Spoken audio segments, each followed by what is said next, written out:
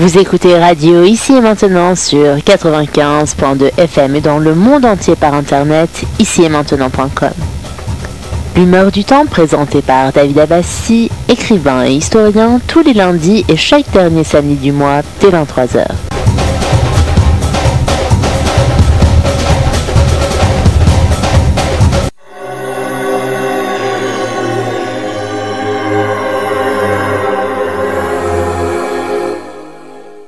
Bonsoir à toutes, bonsoir à tous.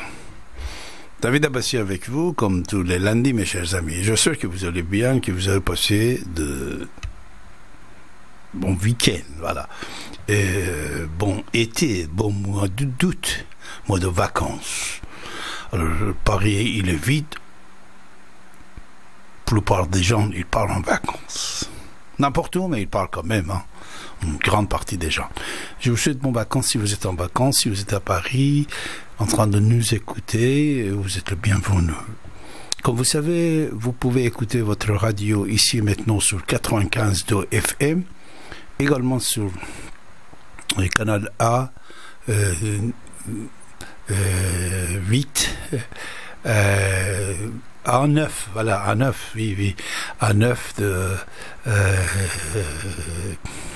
également, et aussi sur l'internet, voilà, sur l'internet, ici et maintenant.com. Ici et maintenant.com, vous pouvez nous regarder quand vous regardez la télé. Également, si vous avez votre smartphone, vous pouvez nous regarder à partir de votre téléphone portable.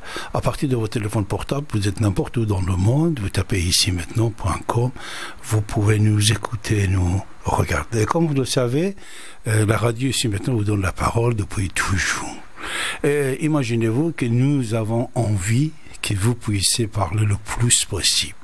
Pour ça, n'oubliez pas, dès que David Abbassi est avec vous, et même avec les autres amis animateurs de cette radio, dès que vous désirez, vous pouvez composer notre numéro 08 92 23 95 20, et vous avez la parole. Et vous pouvez vous exprimer, nous informer. Si vous avez des questions, posez vos questions.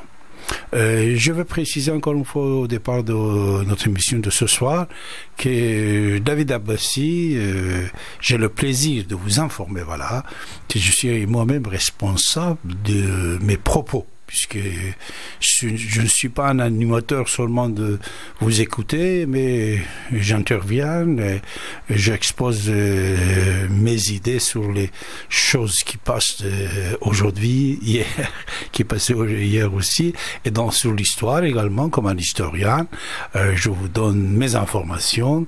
Ce sont des informations et mes points de vue, et ce sont mes points de vue à moi, à David Abbassi, pas celle de la radio.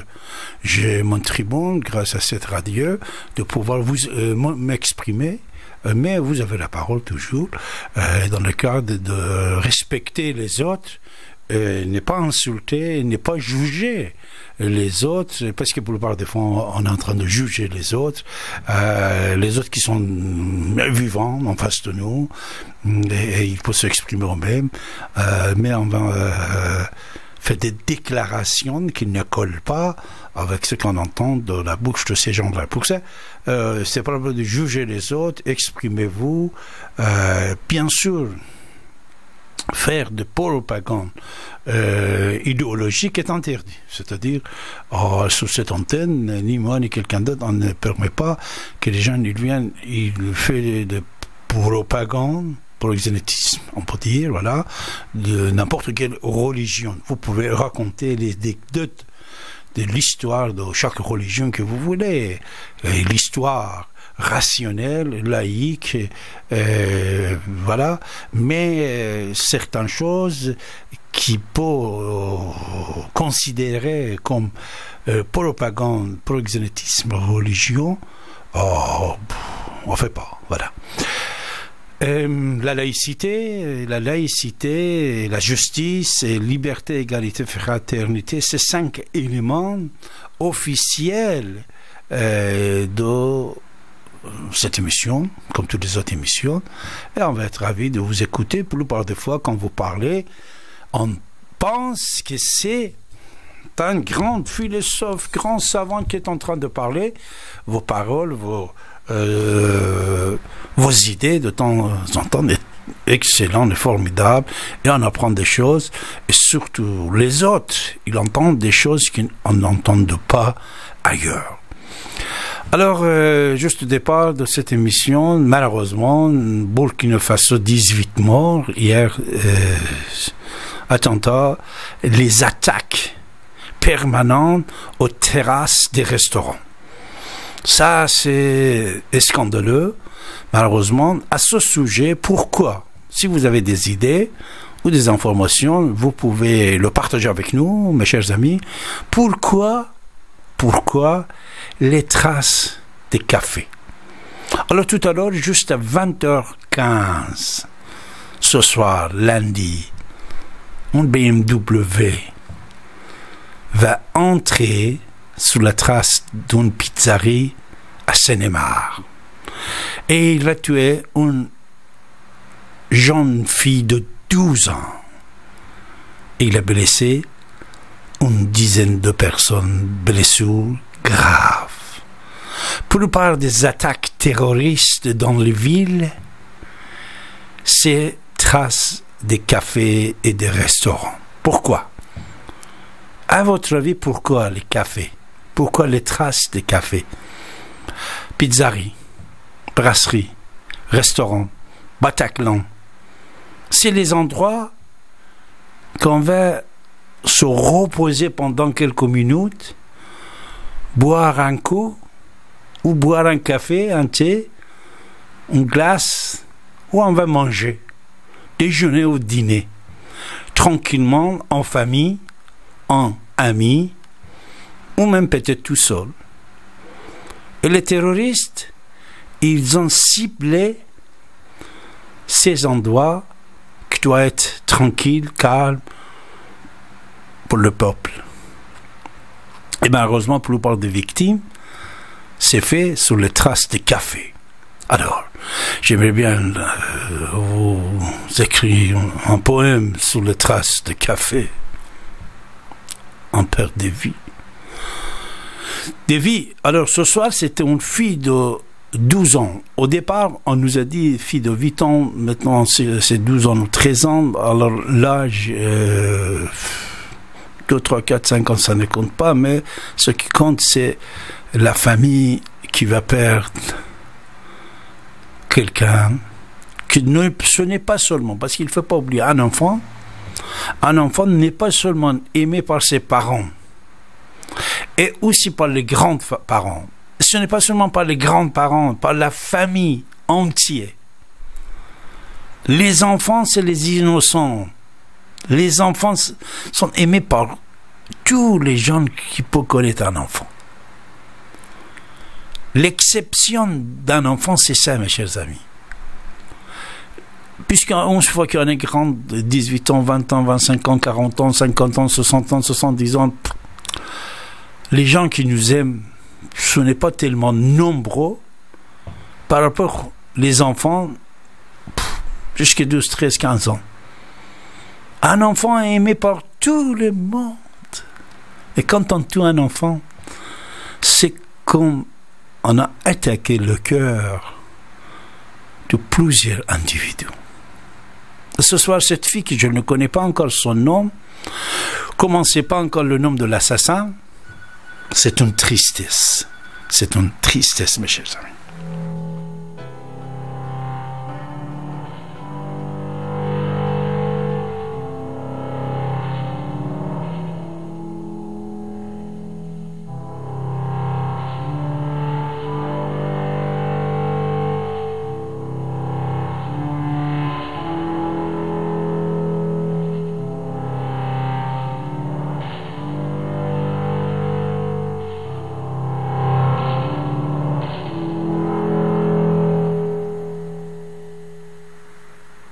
Voilà, mes chers amis, vous avez la parole et j'ai le plaisir de recevoir tout de suite Miss Betty. Betty, bonsoir. Bonsoir, monsieur Abassi. Bonsoir. Bon, alors, encore une fois, les les ténèbres veulent dominer notre liberté, notre démocratie, notre façon de vivre, ce que nous sommes dans la diversité. Moi, ce que je reproche, c'est que tant que nous n'ayons pas un gouvernement responsable, avec des hommes responsables, qui mettent des mots M-O-T-S sur les mots, M-A-U-X, ça continuera. Ça continuera jusqu'à de plus en plus, parce que tout le monde le sait, je ne dis pas dans les médias populaires, ça se dit dans d'autres médias. Demain, ça sera, ben voilà, maintenant c'est plutôt, maintenant on va faire bélier, ils ont fait les camions béliers, voilà. Moi, ce que je reproche aux hommes de bonne volonté, de n'importe quelle religion, qui dénonce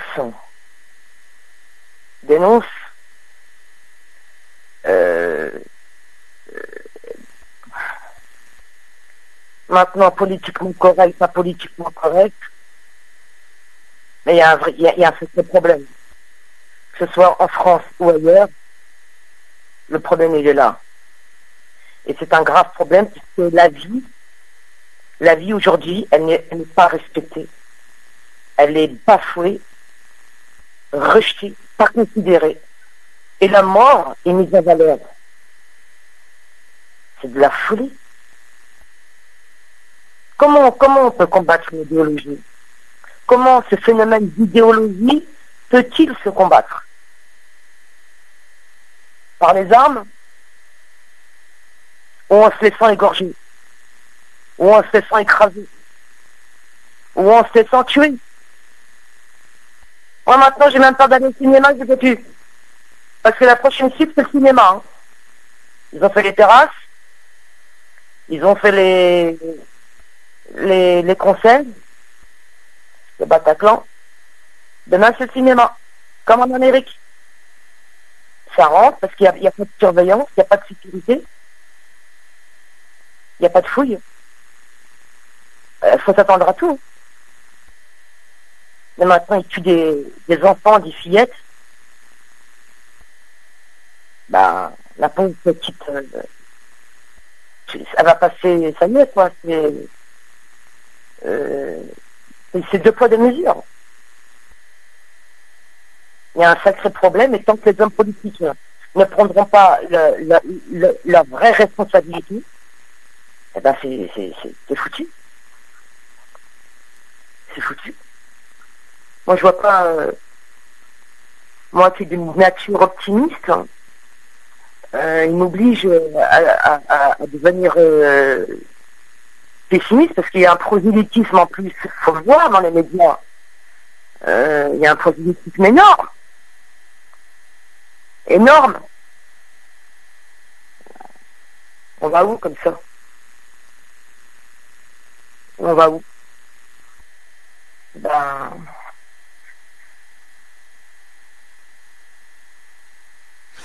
Betty, à votre avis, quel modèle de gouvernement peut satisfaire vos idées? Puisque vous avez posé une question assez importante. Comment on peut combattre cette idéologie terroriste? Et cette idéologie terroriste, on ne peut pas le combattre bien sûr avec les soldats, avec les guerres, non, malheureusement c'est une idéologie, et cette idéologie, c'est vrai, c'est que vous avez posé une question formidable, comment on peut le combattre. Alors à votre avis, quel genre de gouvernement pour satisfaire votre volonté, votre idée, votre proposition, Betty?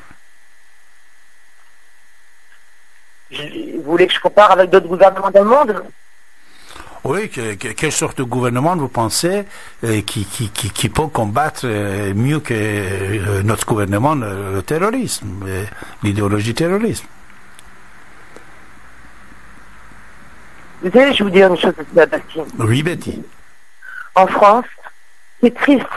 Et ce qui devient très grave, c'est qu'aujourd'hui, notre propre liberté, de pouvoir s'exprimer, hélas, à mon grand regret, et à ma grande tristesse, parce que moi, je me battrai toujours, parce que la liberté nous appartient, et nulle personne au monde, nulle personne idéologie, aucune idéologie au monde n'a le droit de retirer la vie gratuitement au nom d'une idéologie. Pourquoi les gens qui soutiennent ces idéologies en France, ils sont nombreux, tout le monde le sait, c'est encore en sourdine, il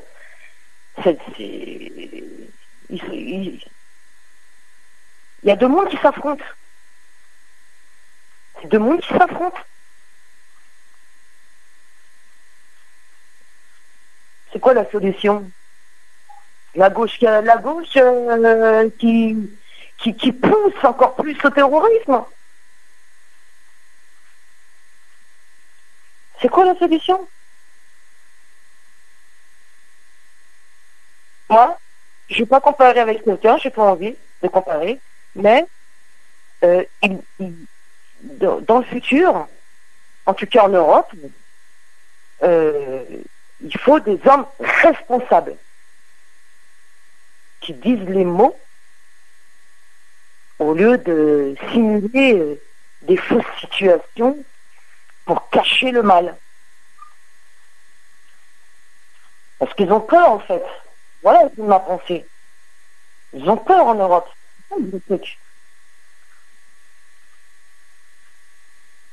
On voit bien, là c'est la France, demain ça va être où? En Belgique, en Allemagne, en Angleterre, où? C'est tous les jours qu'on entend ça maintenant, c'est tous les jours, c'est tous les jours. Dans le monde, c'est tous les jours. Coup de couteau, dans le dos, hein, c'est facile, hein, bien sûr.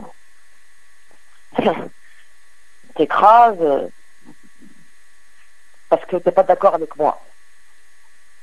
Voilà, comme t'es pas d'accord avec moi, comme tu crois pas à la même chose que moi, eh ben, des égouilles. Voilà. Comment les gens de bonne volonté qui ont fait des études soi-disant plus fortes qui servent à rien. En fin de compte, ils font des choses, disent des choses dans que ce soit à l'ONU, à l'UNESCO, on entend des choses, mais c'est de la folie, quoi. Des gens qui ont fait des études à l'INET, des études de politique, qui ont payé des sommes énormes pour faire des études. C'est pas d'intelligence, ça. C'est mentir. C'est travailler, être payé pour mentir. Voilà leur travail. Maintenant, écoutez, voilà ce monde pourri là dans lequel on vit, avec les gens qui, ils sont prêts à mourir hein, pour leur idéologie, ils sont prêts à tuer leur famille, hein, tuer leurs enfants, hein, ça. Tout le monde le sait, mais bon, c'est tabou, hein, mais bon, moi, c'est la vérité. Hein, c'est comme ça. Hein. Quand on dit des choses, on passe pour une folle ou des menteurs. On n'a même plus le droit de parler ici. Parce que les gens, ils ont peur de parler aujourd'hui. Ils ont tous peur. Ils ont tous peur. C'est une liberté à recul. C'est grave, moi, je trouve. Moi, je n'ai pas connu ça ici en France. Moi, je suis né en France. Il y avait une liberté. Une liberté d'avoir le courage, parce qu'il faut avoir le courage de dire des choses. Ils sont où les hommes de courage? Où sont-ils?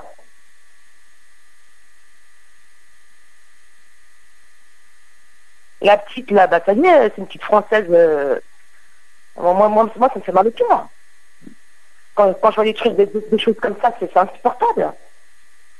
Moi, j'ai souvenir pour Charlie Hebdo, excusez-moi, des gens étaient contents. C'est de la folie. C'est des gens avec qui vous travaillez qui sont contents. Un petit sourire sur le côté, parce qu'ils sont contents. au fond d'eux, dans leur cœur, ils sont contents. Voilà, il faut cohabiter avec deux formes de pensée qui sont religieusement différentes. Et puis, ça sera celui qui leur portera, qui, soit par le nombre, par lâcheté, par combinaison. Ils font rien. Là, j'ai entendu dernièrement qu'ils ont 200 ou 300 djihadistes qui sont en retour en France. Ils sont en toute liberté. Hein. Bon, bien sûr, sous contrôle judiciaire. Hein. Bon, il manquerait plus que ça qu'il n'y en ait pas. Mais ils sont en toute liberté. Voilà. Moi non plus, j'ai pas la réponse. Hein. Je vous dis franchement, c'est compliqué pour ma tête. Je n'ai pas de réponse. Mais ça, pour autant, je suis d'accord.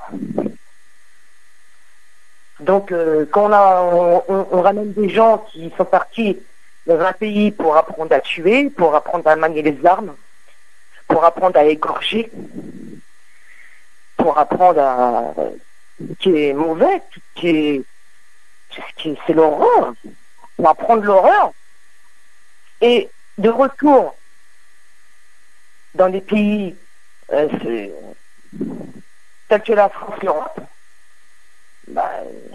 à ce rythme-là, dans 10 ans, vous voyez quoi, vous? Comment vous voyez dans 10 ans la chose? Même dans 5 ans. Allez hop, on va donner 5 ans. Comment on peut voir quelle tournure il peut y avoir dans 5 ans, ce rythme-là? Puisque, en fin de compte, personne, soit je prends un entourage politique de le dire, sous peine de menace de mort, hein, faut le dire. Hein, à l'époque, Sarkozy, même Hollande, hein, ils étaient menacés de mort, hein, faut le savoir. Hein. Ça n'a pas été dit parce que, voilà, c'est quand même des personnalités assez importantes et c'est l'élite quoi de la France. Et je pense qu'ils ont droit aussi tout à fait à la sécurité, c'est tout à fait normal. Et ils sont menacés de mort. Mais en France, quand on parle comme ça, on passe pour une débile. Une débile ou une sauvage ou quelqu'un qui comprend rien ou quelqu'un qui ou on nous accuse de regarder BFM. Alors quand j'ai plus de télé, ça fait un certain temps, d'un côté ça m'arrange. On vous accuse de ça parce qu'ils n'ont pas d'autre réponse. Alors on vous qualifie d'inadapté, on vous qualifie d'idiot, de suivre des médias faux.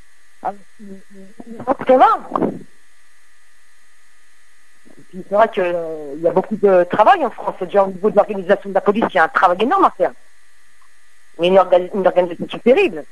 Il y a une désorganisation, mais incroyable. J'ai l'impression qu'ils sont en retard de... Il y a un retard de... entre 10 et 15 ans. Hein. Il y a un très retard. Les policiers ne sont même pas formés. Moi, j'ai parlé avec des policiers lors des attentats du Bataclan. Ils n'ont aucune formation. Leur arme, elle n'est pas adaptée aux terroristes. Ils ne sont pas adaptés, leur arme. C'est comme des petits pistolets à billes. Et face aux armes de guerre qu'eux, ils ont en face, c'est pas possible. Ils n'ont aucune technique, ils n'apprennent pas des techniques de défense. Parce que là, je ne suis pas dans le monde du bisounours. On est passé à une grande ère de... C'est une nouvelle ère, quoi. Ça fait longtemps maintenant. Ça y est, on est dedans. La France a été prévenue, l'Europe depuis longtemps. Ils n'ont jamais voulu écouter. Ben voilà, ils sont là. Ils n'ont jamais voulu croire. Ni la gauche ni la droite. Ils n'ont jamais voulu croire. Ils ne croyaient pas. Non, pas chez nous, ça n'arrivera jamais. Ben si. Et puis ça va s'éparpiller parce que c'est reconnu que c'est comme une grande action. Vous savez, l'idéologie, après, elle engendre des argumentations, des actions. Ah oui, c'est dans l'idéologie meurtrière, pour eux, c'est être un homme, ils vont au paradis, direct, 72 vierges les attendent là-haut. Ouais. Et ça, par contre, Là, ils vont appeler, ils vont dire, ouais, c'est une islamophobe. Non, je suis pas islamophobe, mais... Non, je dis les choses. Ça aurait été des chrétiens qui auront tué. J'aurais dénoncé. Tout de suite. Il y a plus puissant là-bas, en Amérique, à Charlottesville. Non. Qu'est-ce qui se passe là-bas maintenant, là, plus puissant, là? Les Israéliens de partout, ils augmentent. C'est grave, ils ont tué une femme. Ils ont tué là-bas, plus puissant. Franchement, plus puissant. Un truc de malade. Ils ont ressuscité ou ils étaient toujours là, je sais pas. Mais quand j'ai vu ça, j'ai choqué. Merci Betty. Betty, le son il est très faible, il est en train de couper, je crois. Je te remercie beaucoup. Merci Betty. À très bientôt. Merci à vous. Merci. Voilà, c'était Betty sur le 95 de FM. Mes chers amis, vous avez la parole également. Et vous pouvez composer le 08 92 23 95 20. C'est très grave ce qui se passe dans le monde. Voilà, quel genre de gouvernement peut combattre le terrorisme islamiste qui existe actuellement et jour après jour, ils deviennent plus dangereux que les jours précédents. Autre question, comment est-ce qu'on peut combattre cette idéologie terroriste? Est-ce que par la guerre, on peut soigner cette maladie? Oui ou non? Sinon, quelle est votre proposition à vous, mes chers amis? Et de l'autre côté, vous le savez déjà, je vous ai dit au départ de notre émission au cinéma, une voiture BMW à 8h15 est entrée dans une pizzeria et il a tué une jeune fille de 12 ans et blessé une dizaine de personnes, blessures graves. Son frère aussi est parmi les blessés graves, mes chers amis. Malheureusement, c'est le trace de café qui est ciblé par les terroristes. Ça, c'est tellement grave. Pourquoi? Puisque vous le savez ou non, comme on vient de dire, le proxénétisme islamiste est en train de prendre place en France. Vous devez marcher dans les rues et avenues de Paris pour constater que, par exemple, la plupart des restaurants qui servaient le vin avant, actuellement, ici et maintenant, ils ne servent plus le vin. La plupart des restaurants autour de Champs-Élysées, que de temps en temps, moi-même, j'ai mangé enfin, quand je dis moi, je mange là-bas, et vous pouvez manger avec 10 euros, 9 euros, 5 euros, hein, encore. Notre ami ne va pas venir dire ici que David, tu es riche, tu manges aux Champs-Élysées. Non. Là aussi, on peut manger avec des prix très modérés. Voilà. Vous mangiez à l'époque, vous pouviez prendre une bière, un verre de vin, partout, personne ne vous disait pas non. Sauf un seul restaurant qui était en face de mon bureau, à l'étage de Iran Air, 55, je crois, à Champs-Élysées, qui appartenait à la République islamique d'Iran. Cet restaurant Golestan, depuis 1980, ne vendait plus le vin. C'était le seul, à l'époque, seul restaurant.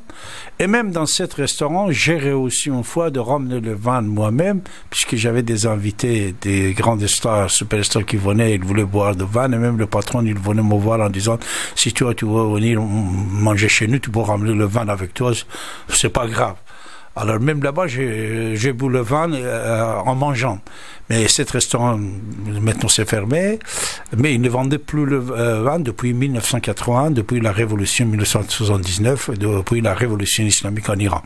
Mais partout, vous pouviez trouver des restaurants, presque tous les restaurants, avec licence 4 ou licence 5, ils vendaient l'alcool, le vin. Mais actuellement, ce n'est plus le cas. La plupart des restaurants qui vendaient le vin à l'époque ne vendent plus. Vous entrez dedans, il dit, il n'y a pas de vin, et c'est halal ici. Ça, avec l'avancée de visage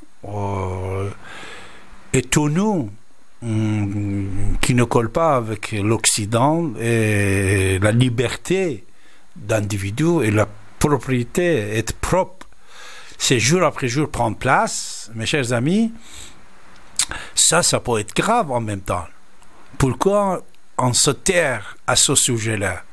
Quand même, le vin qui a été fabriqué il y a déjà 7000 ans à Shiraz, le vin qui est modérément, un verre seulement par repas, pour être bien pour la santé, pourquoi il devait sortir de certains restaurants, et surtout dans les lieux touristiques de Paris. C'est vrai qu'on ne peut pas imposer les gens, mais les gens qui avant ils vendaient, maintenant ils ne le vendent plus. Et beaucoup d'autres choses. Voilà, c'est l'attaque des traces de brasseries et de restaurants. C'est ça, puisque ils pensent seulement, puisque tu bois le vin, ou même peut-être les gens qui mangeaient le pizza ce soir, ou les autres, même pas peut-être ne vous prenez pas une bière, mais on attaque comme ça aveuglément et on tue les gens. C'est une question assez importante. Comment on peut combattre ça? Ça, comment? Ce n'est pas des sujets tabous. C'est notre vie. C'est notre civilisation. C'est le progrès de la société. C'est la science du XXIe siècle. Comment est-ce qu'on peut combattre ça? Seulement en faisant la guerre? En faisant de la guerre, on peut le faire en Syrie, en Irak, en Mali, Burkina Faso, je ne sais pas où. Mais l'Occident ne peut pas devenir champ de combat à cause de ça, surtout comme vous pouvez constater, les militaires, ils souffrent également. Les militaires qui doivent, malheureusement, garder la sécurité du peuple, actuellement, eux-mêmes, ils sont en danger, et avant, le peuple doit penser à leur sécurité eux-mêmes. Alors ça, quelle solution? Sans aucun doute, les intellectuels, les islamologues laïcs, ils ont déjà donné des solutions. Surtout les islamologues laïcs dans les pays musulmans.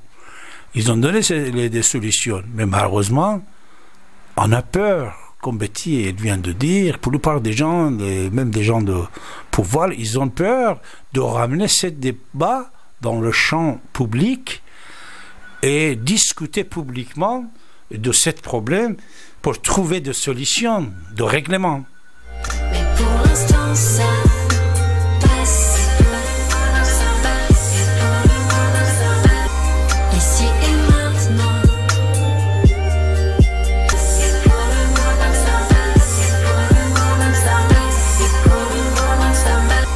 Ici et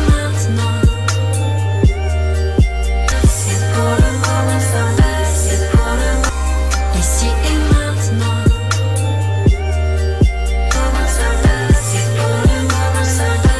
Jusqu'au jour où ça casse. Vous écoutez Radio Ici et Maintenant sur 95.2 FM et dans le monde entier par internet, icietmaintenant.com. L'humeur du temps présentée par David Abbassi, écrivain et historien, tous les lundis et chaque dernier samedi du mois dès 23h. Vous avez la parole pour vous exprimer et poser vos questions en composant le 08 92 23 95 20. 08 92 23 95 20.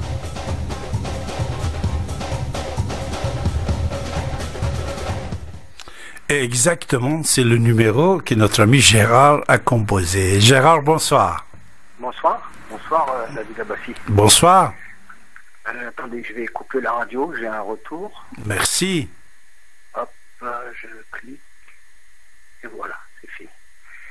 Écoutez, je vous remercie de me laisser la parole. Mais il y a quelque chose qui me surprend. J'ai écouté l'émission depuis à peu près 10 minutes quand vous avez annoncé ce que vous semblez qualifier d'attentat, n'est-ce pas, à Sept-Sort dans la Seine-et-Marne, sur une terrasse de pizzeria. C'est bien ça, monsieur Abbassi? Oui, monsieur Gérard. Alors, moi, j'étais pas du tout au courant, donc je suis allé tout de suite sur Internet. Pour l'instant, je vois, j'ai 4 médias différents, BFM, LCI, le troisième, attendez que je le retrouve, je ne sais plus. Bon, il y avait le 20 minutes aussi que j'ai vu. pour l'instant, j'arrive pas à trouver sur Internet la confirmation qu'il s'agit d'un attentat djihadiste ou islamiste ou voilà. Alors, j'aimerais bien savoir quelles sont vos sources d'information. Je ne dis pas que vous avez tort, hein, mais j'aimerais bien savoir quelle est votre source d'information pour être sûr que c'est quelque chose d'idéologiquement, comme vous dites, terroriste islamiste. Burkina Faso, 18 morts hier soir. Ça, qu'est-ce que t'en dis? Oui. Non, mais attendez, monsieur, moi je vous pose la question sur la pizzeria. Sur la pizzeria, de toute façon, ça ne change rien. Encore, je te pose la question, 18 personnes assassinées hier soir à Burkina Faso, et celle de ce soir aussi. Jusqu'il y a déjà 23h moins 15, sur France Info et d'autres chaînes d'information, on a bien précisé, écoute bien, on a bien précisé qu'on ne trouvait aucune trace de freinage, c'est-à-dire c'était une action, un acte volontaire. Acte volontaire, il est terroriste. Alors, excusez-moi, sur France Info, ils ont dit que c'est terroriste. C'est moi que je vais te dire. Quand il n'y a pas de frein, quand on n'a pas freiné, quand acte il est volontaire, il est volontaire, il est terroriste. Il était volontaire. Le gars, c'est vrai, il n'a pas quitté le lieu, il est resté sur place, on l'avait arrêté, mais selon la gendarmerie et sous-préfet de Torcy, que je l'ai entendu, qui a témoigné, qui a parlé, il n'y avait pas les traces de freinage, c'est-à-dire l'individu, si il est entré dans cette pizzerie par l'accident, on devait trouver les traces de frein. Surtout, quand le journaliste il a interrogé sous-préfet de Torcy, il a bien précisé, puisqu'il n'avait pas les traces de freinage, alors ça c'était volontaire. Mais bien sûr, on va entendre encore jusque demain après-demain, mais ça c'est rien du tout parmi tout ce qui se passe dans le monde concernant le terrorisme islamique. Je te conseille, mon ami, de ne pas inquiéter à ce sujet-là, celle de ce soir. Que demain on annonce quelque chose, oui ou non, ça ne change rien dans les actes et que quotidiennement on est en train de tuer les gens en criant Allahu Akbar. Est-ce que tu as d'autres choses à nous dire, Gérard ou Javad? Vous avez d'autres choses? Ok, tu es parti, au revoir. Ce n'est pas intelligent de ce soir, une jeune fille de 12 ans, elle était assassinée par une voiture BMW qui est entrée dans une pizzerie. Et selon les journalistes, selon les gendarmeries, le préfet de Torcy, c'était volontaire, puisqu'on n'a pas trouvé trace de freinage. Il n'est pas freiné, il est entré dans cet restaurant. Voilà. En plus, même si demain il y aurait d'autres choses, comme quoi cette personne, il était malade mental, il était je ne sais pas quoi, ça ne change rien, puisque ça c'était le dernier, avant-dernier, hier soir, 18 personnes innocentes, parmi il y a un Français, c'était assassiné au nom de Allahu Akbar. Ça ne change rien. On n'est pas des imbéciles que vous venez ici avec une petite histoire comme ça. Maître, il a écrit ça, l'autre, il a écrit ça, pour vouloir déformer les informations et l'histoire et ce qui se passe dans le monde. Et dans le monde, il y a des centaines d'individus qui sont assassinés quotidiennement au nom de Allahu Akbar.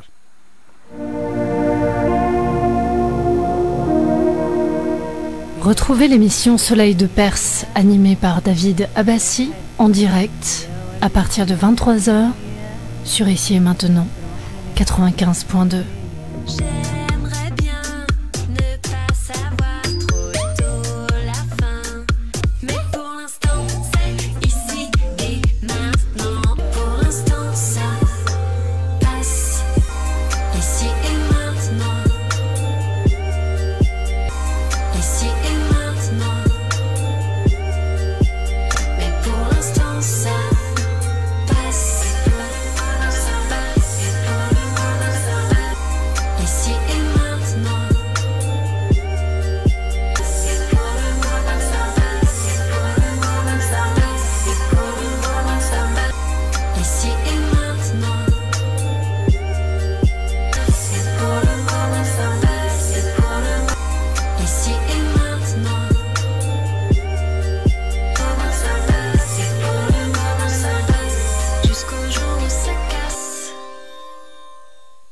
Vous écoutez Radio Ici et Maintenant sur 95.2 FM et dans le monde entier par internet, ici-et-maintenant.com. L'humeur du temps présentée par David Abbassi, écrivain et historien, tous les lundis et chaque dernier samedi du mois dès 23h. Vous avez la parole pour vous exprimer et poser vos questions en composant le 08 92 23 95 20. 08 92 23 95 20.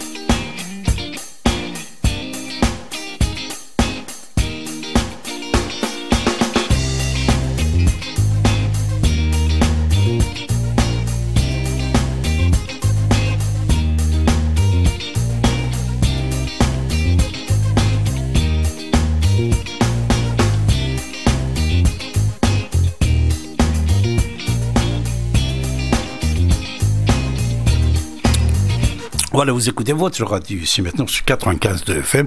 Je vous remercie beaucoup de vos appels. C'est pas la peine, non, c'est pas la peine parce qu'il y a 4 personnes qui ont téléphoné. Ils ont voulu répondre à l'intervenant précédent. C'est pas la peine. Bon, on n'est pas là pour personnaliser l'antenne. Je vous remercie beaucoup. Mais c'est vrai, vous avez raison. Certains, actuellement, ils sont tellement nombreux. Ils ont le courage de défendre avec l'intelligence l'autre islam. C'est avec l'intelligence, bien sûr, mais ils pensent qu'ils défendent avec l'intelligence, mais ils ont l'intelligence plus fort que vous, soyez sûrs et certains. C'est vrai qu'ici, quand vous me dites que vous appelez je ne sais pas qui, nous on ne dit pas non, ton prénom n'est pas ça. On te permet de choisir le nom que tu veux, déjà, et deuxièmement, ce que je veux vous dire, ce qu'en changeant de prénom, vous pouvez pas aller à la rencontre de démocratie, de la laïcité, de l'intelligence d'État français. Il a l'intelligence. Ne pensez pas que seulement puisque vous changez de prénom sur l'antenne surtout. Après, votre identité réelle et votre idéologie réelle est cachée. Et voilà. Malheureusement, à ce jour-là, c'est tellement dangereux de constater que certains individus, on le constate. Il y a des millions de gens intelligents, des gens de progrès, des gens laïcs, des gens rationnels, et parmi il y a une petite poignée des gens aussi. Vous savez, il y a un fichier, vous entendez toujours de ce fichier, on dit ce fichier S, quelques milliers, oui ou non, mais jamais, soyez sûrs et certains, qu'on ne vous donne pas le chiffre vrai. Et jamais on ne va pas vous annoncer que vous êtes dans cette listing ou non. Mais l'État, il est très intelligent. L'État français et les services français, ils sont plus intelligents que vous. Vous changez de prénom et vous venez défendre les islamistes et non, vous êtes encore, je suis sûr et certain de vous préciser que ce n'est pas de l'intelligence. Alors quand ce n'est pas de l'intelligence ce que vous faites, c'est de l'autre qui est le contraire de ça. Voilà. En plus, n'oubliez pas, par exemple tout à l'heure, concernant notre dernier précédent auditeur, je veux vous préciser, 4 fois j'ai appelé son nom, je voulais lui donner la parole, c'est lui-même qui n'a pas parlé. C'est-à-dire, je ne l'ai pas coupé non plus. Pourtant, il était en train de dire n'importe quoi. De temps en temps, vous êtes en train de dire n'importe quoi, mais comme je vous ai dit, on ne dit pas n'importe quoi. Ce soir, jusqu'à 10h30 et 10h45, David Abbassi, il écoutait France Info, il y a l'enregistrement aussi, vous pouvez l'écouter, jusqu'à 10h45, on disait l'acte de 20h15 était volontaire puisque l'individu n'a pas freiné. Il n'y a aucune trace de freinage. C'était volontaire. Quand c'est volontaire, c'est terroriste. Alors après, si demain ça change, ça va pas changer quelque chose dans l'idéologie de l'islam terroriste qui tue tous les gens. Hier, il a tué Burkina Faso 18 personnes. Ce matin, il a tué à Bagdad. Ce matin, il a tué en Pakistan. Pakistan, vous avez entendu l'attentat en Pakistan? En Irak. C'est-à-dire, il faut être... soyez intelligent au moins, si vous voulez défendre quelque chose. En venant ici, disant que sur deux médias, vous avez lu tout à l'heure. En plus, tu viens de dire que tu ne savais pas, il y a déjà 10 minutes que tu as commencé à nous écouter.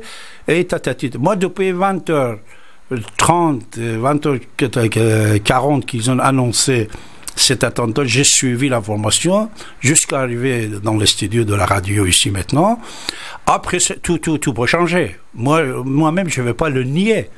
Peut-être ce soir, même demain matin, on va dire que cette personne n'était pas un terroriste. Déjà, ils ont dit qu'il n'était pas fichier S. Mais la plupart des terroristes n'étaient pas fichier S. Et il ne faut pas oublier que même le nom ou l'identité de l'individu ne change rien. Puisqu'il y a beaucoup de gens qui se rallient aux terroristes islamistes et ils ne sont pas musulmans. Imaginez-vous les chefs qui étaient en France où recrutaient les individus. C'était les gens convertis. Leur prénom n'était pas un prénom musulman. Ils avaient des prénoms chrétiens. C'est-à-dire même le nom, l'identité, tatata, ça ne change pas. Le but est non freinage, non trace de freinage, et le constat des policiers, ça c'est un acte volontaire, voilà. En plus, encore une fois, je vais répéter, même si c'est acte de ce soir, on ne dit pas que c'était islamiste, le gars n'a pas crié Allah Akbar et tout ça, ça ne change pas tout.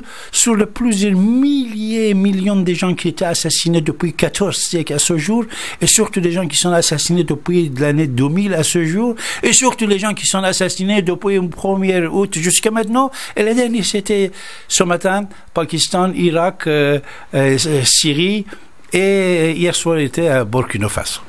Alors, vous avez la parole, mes chers amis. Nous allons trouver, et au moins trouver des solutions. Vous que vous cherchez partout pour trouver des raisonnements, pour justifier des actes, parce que de temps en temps, nous constatons à droite à gauche, il y a des individus qui vont justifier les actes terroristes. Ça, vous savez, c'est grave. C'est grave. Justifier. Acte terroriste, c'est terroriste. On ne peut pas le justifier. dans aucune façon, on ne peut pas justifier un acte terroriste, invoque. Voilà. Autre chose que je veux vous dire, c'est sur l'OVNI. Sur l'OVNI, aujourd'hui, je viens d'être informé par les informations que Google il nous envoie, comme quoi, récemment, on a mis une vidéo de 3 minutes sur YouTube de Hassan Rouhani. Son vrai nom, c'est Freidoun Rouhani. Mais puisqu'il est devenu ayatollah quand il était jeune, enfin, parmi cette cercle qu'il est entré, il a changé son nom zoroastrien Freidoun et il a mis Rouhani. Alors, qu'est-ce qu'il dit dans cette vidéo de 3 minutes? C'est très important, puisque le président de la République islamique d'Iran, il confirme l'existence de l'OVNI. Alors, vous tapez Iran, président Rouhani, OVNI, je crois, et vous pouvez l'attraper, il vous donne 3 minutes, malheureusement il est en personne, je crois que rapidement quelqu'un va le traduire, et il raconte une histoire, comme quoi quand il était gamin, dans la ville qu'il vivait, et c'était dans les années 1940, il avait un ovni sur sa tête, après il avait suivi jusqu'à la mosquée. À cet endroit-là, à l'époque, on a parlé sur cette antenne également, il y avait un bruit mondial comme quoi en Iran, on avoue les ovnis, c'est-à-dire dans les années 40 et l'année 50, même jusqu'à les années 62, ça continuait, d'ovnis en Iran. Et Hassan Rouhani, comme président de la République, en plus c'est un ayatollah, c'est un clergé chiite, il est habillé clergé chiite, mais d'origine il était zoroastrien. Son fils aussi, il était assassiné parmi ses soldats, on peut dire, il y a déjà une dizaine, quinzaine d'années, je vous ai déjà raconté cette histoire. Alors dans cette vidéo, il dit, oui, voilà, quand j'ai vu cet ovni, oh là là, je suis devenu athée. Je ne pensais plus à l'existence d'Allah, puisque je voyais quelque chose qui était pas rationnel, etc., etc. Mais cette vidéo, c'est 3 minutes, puisque c'est aujourd'hui qui a été annoncé, publié dans les infos internationales. Je voulais partager pour vous, puisque je sais que parmi vous, il y a beaucoup qui aiment les informations sur l'OVNI. Voilà, l'objet non identifié qui vient de on ne sait pas où. Et vous avez la parole, voilà, David Abbassi avec vous comme tous les lundis et chaque dernier samedi 2 mois, et vous avez la parole, mes chers amis, en composant le 08 92 23 95 20.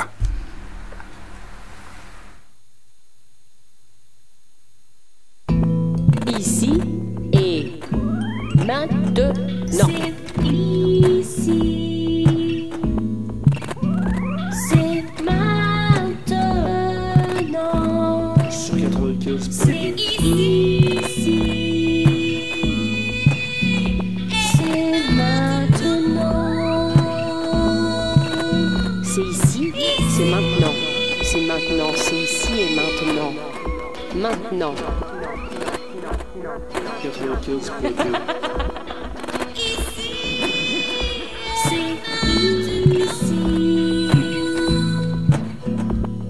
C'est maintenant. C'est ici. C'est ici et maintenant. C'est maintenant. Vous êtes libre d'écouter ici et maintenant. Et maintenant. 95.2.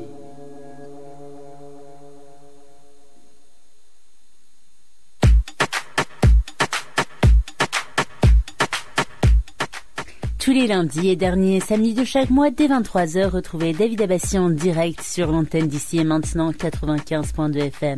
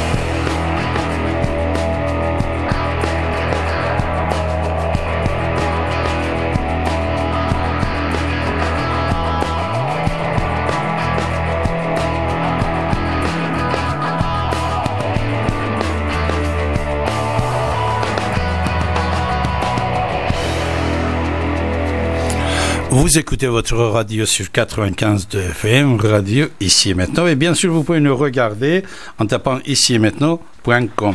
Bonsoir Claudine, bonsoir James. Bonsoir David. Bonsoir, monsieur Abbassi. Claudine, si vous permettez, on va prendre James qui était d'abord. Après, vous aurez la parole tout de suite. Ah, oui. Si vous permettez. Sinon, vous pouvez parler ensemble. Allez, James, Claudine, tous les deux, voilà, je vais laisser ouvert. Bon, d'accord. Claudine n'aura qu'à dire que je suis trop long. Bah, c'est-à-dire que si j'ai pas beaucoup, je vais être obligé de couper, hein. Non, alors allez-y, Claudine, allez-y. Oui. Ah ben, vous êtes fort gentil parce que j'ai pas beaucoup sur la carte. Voilà. Je voulais seulement dire. Allô? On vous écoute, on vous écoute. Voilà. Bon, alors d'abord, bonjour tout le monde. Et je voulais seulement dire, à propos de ce qui se passe avec les musulmans, qui commettent pas mal de choses un petit peu partout, j'aimerais quand même souligner que ce n'est pas la première fois que, au nom de la religion, des choses comme ça se passent.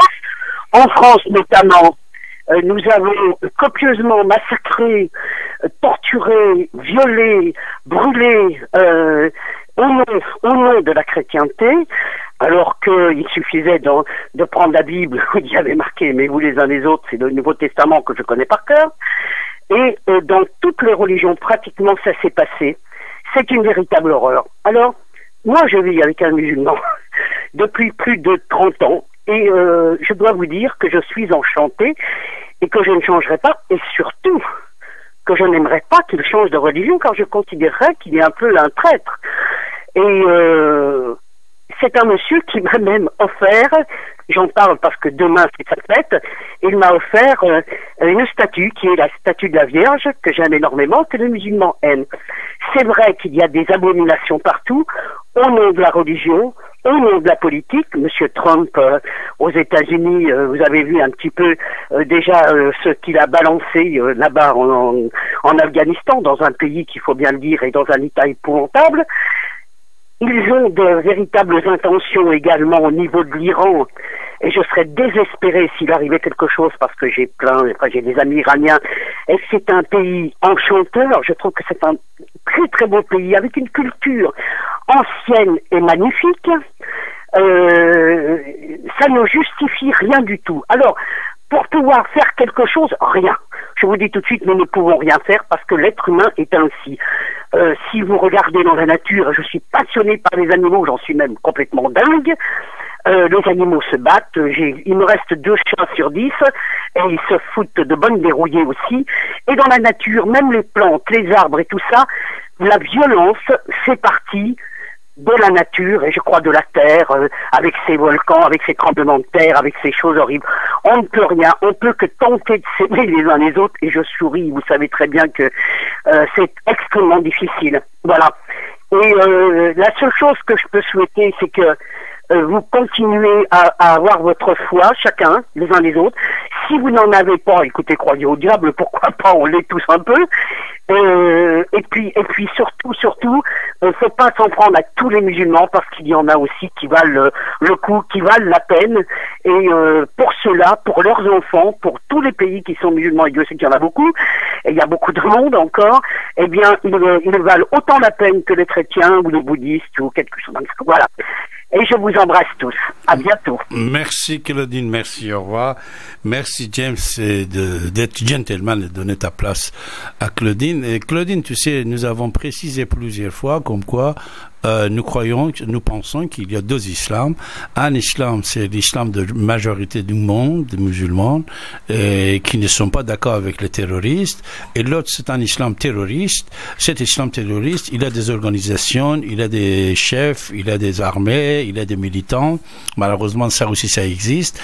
Mais soyez sûrs et certains que nous avons toujours précisé, toujours, même en 1979, et quand j'ai fait mon premier article contre Khomeini en Iran, le titre c'était ça: la guerre c'est sur 2 islams. La guerre, il est sur 2 islams. C'était mon article à l'époque, et tous les médias de l'époque ils l'ont publié. Et aujourd'hui, aussi nous le précisons, ce n'est pas, on ne parle pas de tous les musulmans, on ne parle pas de la totalité de l'islam, mais on parle d'une minorité parmi la majorité. Il y a une minorité de l'islam terroriste et une majorité de l'islam de peuple qui sont bien. Voilà. Bonjour pour ton mari, James. Encore, je te remercie et merci de donner ta place à Claudine. Master, maintenant, je vais défendre ma place, hein. On vous écoute. Maintenant, je vais défendre ma place au téléphone, hein. C'est votre tour. On vous écoute. Je vais devenir méchant si quelqu'un me cherche à prendre ma place. Donc, David, tu m'écoutes et tu ne dis rien pendant quelques secondes. Même pendant 30 minutes, pendant 23 minutes, je ne dis rien. Vas-y, James. Bon, merci, pendant 23 merci minutes, déjà je ne beaucoup. dis rien. Alors, aujourd'hui, à l'instant même, là, nous passons, bon, c'est l'heure d'été, mais enfin, on s'en fout. Nous passons demain à une fête qui aura lieu demain et qui est consacrée, une fois de plus, à la Sainte Vierge. Il y en a plein dans le calendrier, hein. Alors demain, c'est l'Assomption. Alors, moi, j'ai été élevé catholique, je ne sais plus distinguer l'Ascension où on monte ou l'Assomption, ou je ne sais pas trop ce qui se passe, qui est d'ailleurs un dogme relativement récent, si je me souviens bien, etc. Mais alors, j'ai un souvenir de ma jeunesse catholique parce que on a forcé mes parents, enfin la famille de mes parents, on nous ont forcé, ma mère et mon père, à nous élever dans la religion catholique, puisque on est allé vivre très proche de toute cette famille. Mon père était laïque, anticlérical, mais puis ma mère était suédoise, donc luthérienne, tu vois. Bon, alors à l'époque, c'était une religion d'État en Suède. C'est-à-dire que le pape, c'était le roi de Suède, c'était Gustave V qui s'appelait. Il était homosexuel déjà. C'était Gustave V qui était le pape luthérien, enfin le chef des pasteurs. Non, je dis une connerie. Non, il n'y avait pas de pape, puisque Martin Luther s'est révolté contre le pape de son époque en l'an 1500. Donc moi je me souviens dans ma jeunesse que c'était à la libération de la France. Et il y avait des statues de la Vierge qui traversaient toute la France de long en large, qui venaient très souvent de Bretagne. Alors c'était la Vierge de tel endroit. Bon, bien sûr, il y avait la Vierge de Lourdes, pas loin de chez moi dans les Pyrénées. Enfin, il y avait plein de vierges en bois, et tout le peuple français adorait des idoles. Ils adoraient ces statues en bois comme si c'était des idoles. Alors, parce que c'était des idoles, parce que la Vierge qui venait de Bretagne, c'était pas la même qui venait de je ne sais quel coin de France, tu comprends, elle ne venait pas du même endroit, donc elle n'avait pas reçu la même éducation. Enfin, je ne sais pas toutes quelles inventions on pouvait avoir dans la tête après cette horrible guerre. Enfin, voilà. Bon, enfin, moi, j'ai pas adoré les idoles. Par contre, on m'avait appris le catéchisme.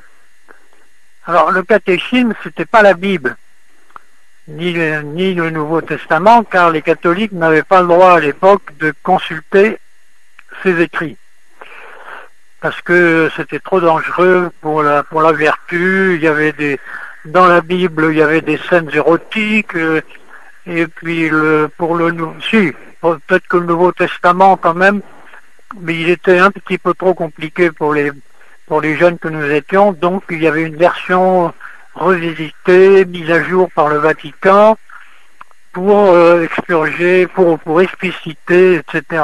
Donc c'était un peu à l'eau de rose, tout était beau, tout était gentil, et on devait quand même apprendre ça un peu par cœur.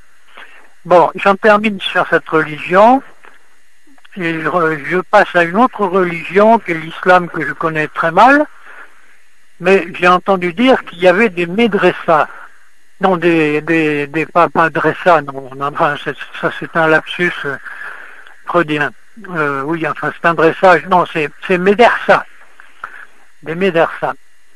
Et la première fois que j'ai vu une médersa, c'était dans une oasis au Sahara. Je me baladais tranquillement dans une rue très étroite, et puis je vois par une petite fenêtre des petits enfants en train de réciter avec entrain des versets du Coran, mais alors là, littéralement, hein. Alors je ne sais pas quel Coran c'était au Sahara français, quel Coran circulait, mais en tout cas, après je me suis un petit peu plus instruit et cultivé, et puis j'ai vu que il y avait beaucoup de musulmans qui apprenaient par cœur des versets du Coran. Alors lesquels, ça dépend un petit peu d'abord si c'est des chiites ou des sunnites, si c'est des sunnites du nord ou des sunnites du sud, enfin j'en sais rien. Tout ça est très variable. C'est pour ça qu'il doit y avoir des Corans. Mais effectivement, si on leur apprend par cœur quand ils sont tout gamins, ça leur rentre dans le crâne sans même qu'ils comprennent grand-chose. Mais c'est tellement gravé que quand ils vont commencer à grandir, eh bien, il y a des phrases qui vont prendre leur sens. Et suivant leur tempérament, suivant les circonstances, suivant qu'ils ont une vie heureuse ou pas, économiquement, parentale, ils vont s'orienter soit vers des belles sourates lumineuses, ou alors un petit peu des versets du Coran qui sont un peu des versets de vengeance, de violence, parce qu'ils ont sûrement envie de se venger du mauvais sort qui leur est réservé, ou des mauvais sorts qui leur sont réservés.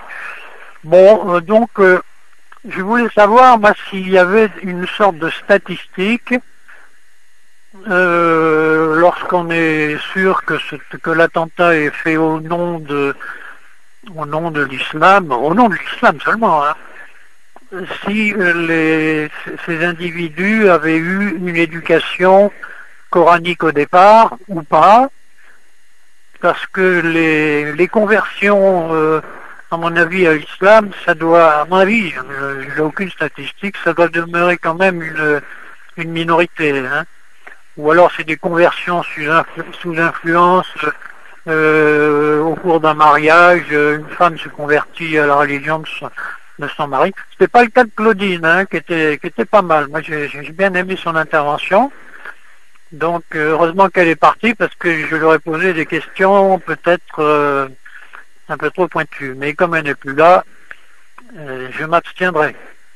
Bon, enfin voilà, c'était une petite réflexion sur le conditionnement par un abrutissement avec des slogans, que ce soit des slogans bolcheviques ou des slogans tout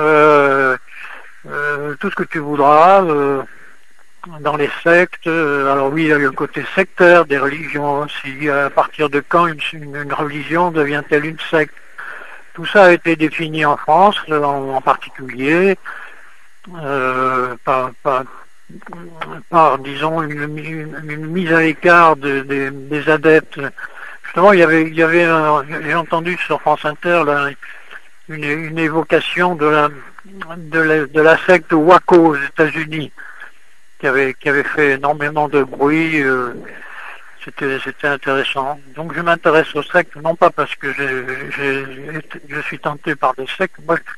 Moi, il y a longtemps que je suis redevenu non seulement laïque, mais agnostique, c'est-à-dire que je n'ai plus de croyances, mais je m'intéresse aux croyances des gens, parce qu'il y en a tellement actuellement sur la planète que il est important de savoir ce qui mobilise les individus. J'admire beaucoup des gens qui ont une foi sincère et positive, et qui ne cherchent pas à convertir, mais simplement ils ont cette foi qui les anime. Mais c'est une foi en ce qu'on voudra, hein. Ça, elle peut être naïve comme elle peut être très, très théologique, très abstraite.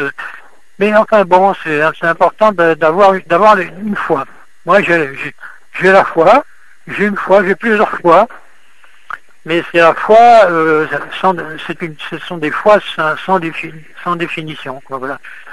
C'est une énergie qui m'anime, qui fait que à mon âge plus que avancé, comme tu sais, David, j'ai plus de 80 ans, donc Oui. et puis j'ai fait des conneries dans ma vie, donc j'ai vieilli un peu plus vite que d'autres.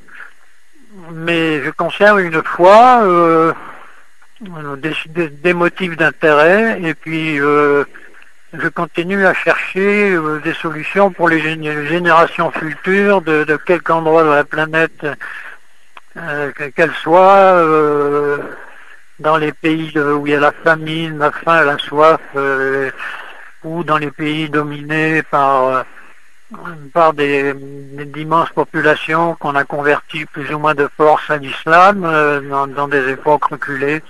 Enfin voilà le thème de ma réflexion ce soir. Alors je t'écoute, mais je vais peut-être raccrocher si tu es trop long.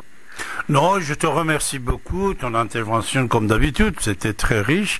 Et je te remercie. Mais c'est vrai, les points que tu as précisés, c'est très intéressant. C'est à réfléchir. Et voilà. Mm-hmm. Non, c'est très intéressant. Et surtout, comme vient de dire Claudine aussi, tu sais, comme Claudine, nous en avons des milliers de gens qui se sont mariés avec des musulmans, qu'il faut constater, c'est des gens très gentils, très humains, aucun rapport avec cette idée violente, cette idéologie violente qui a été exercée et qu'en exerce certains musulmans, aucun rapport. Mais seulement, si tu permets, James, Oui. je veux te répondre à une question, puisque tu viens de dire comment est-ce qu'on devient terroriste par l'éducation de l'enfance ou non. Tu sais, l'islam, il a de petits problèmes, l'idéologie islamique. Cette réforme d'idéologie que même le Coran nous permet, il faut le faire dans l'islam, c'est ça qu'ils ne l'ont pas fait. C'est-à-dire, c'est quoi? C'est le protestantisme islamiste. C'est-à-dire, Tout à fait. Alors, il faut créer ce protestantisme islamiste. oui, David, Oui. je t'ai déjà entendu expliquer tout ça. Donc, moi, je suis au courant et je suis tout à fait d'accord avec toi. Il faut une réforme de type protestant, si tu veux. Il y a eu le protestantisme est resté une religion, mais il s'est réformé. Mais l'Église catholique aussi a plus ou moins réformé, mais enfin elle a quand même conservé une sorte de prétention d'un chef unique qui s'appelle le pape et qui est à Rome, donc alors que ce n'est pas le cas. En Angleterre, tu as l'Église anglicane, c'est la reine d'Angleterre qui est la papesse, mais alors tu as toute une collection de protestantisme, les adventistes, les pentecôtistes. Alors là, certaines sont des sectes, d'autres prônent la guérison. Enfin, on n'en finit pas. Moi, j'ai étudié dans une encyclopédie très complète qui fait 3 ou 4 000 pages, toute l'histoire des religions, quelle qu'elle soit. Donc, je vais te laisser. Et en te remerciant de tout ce que tu fais pour cette belle radio qui s'appelle Ici et Maintenant. Merci, cher James. Bonne soirée. À très bientôt. À bientôt. Merci, James. Merci.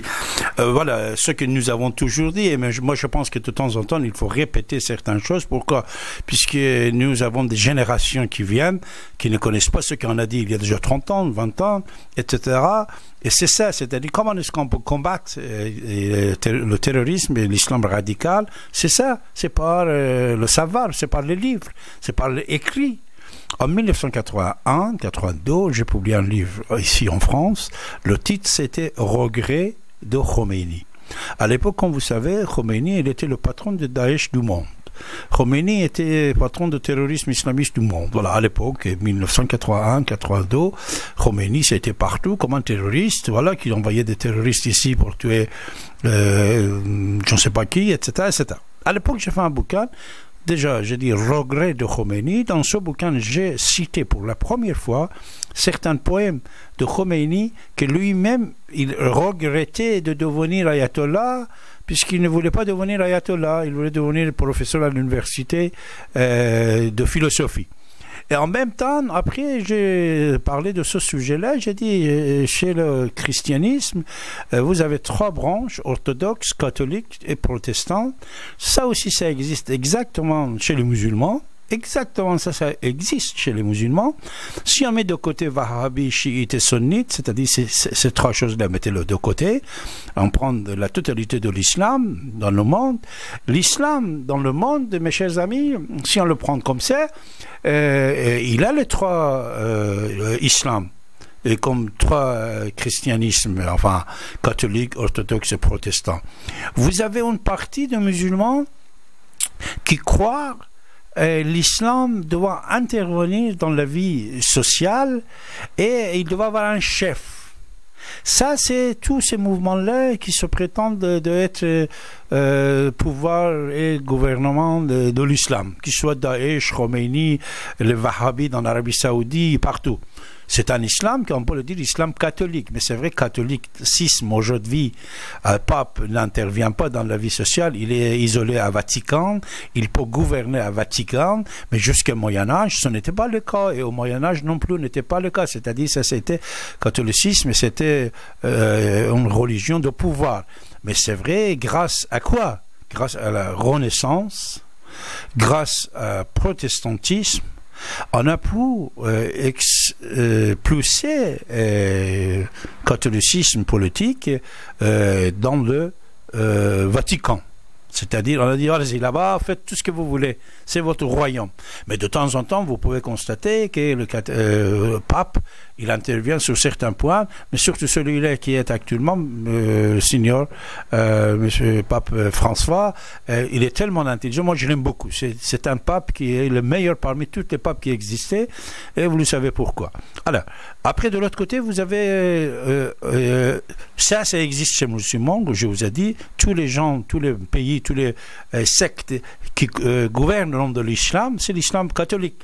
Vous avez l'islam orthodoxe, c'est tous les musulmans et tous les chefs religieux qui disent qu'il ne faut pas gouverner au nom de l'islam. Et partout, il y a des mosquées, il y a des chefs, s'ils sont indépendants, s'ils ne sont pas indépendants, c'est autre chose, dans tous les pays, il y a des intellectuels, il y a des savants musulmans, des savants musulmans, les patrons des madrasas, que notre ami James, il vient de dire, madrasa en arabe, ça veut dire école, collège, madrasa, aynama nadrus, darasa, dars, ça veut dire leçon, où on prend des leçons.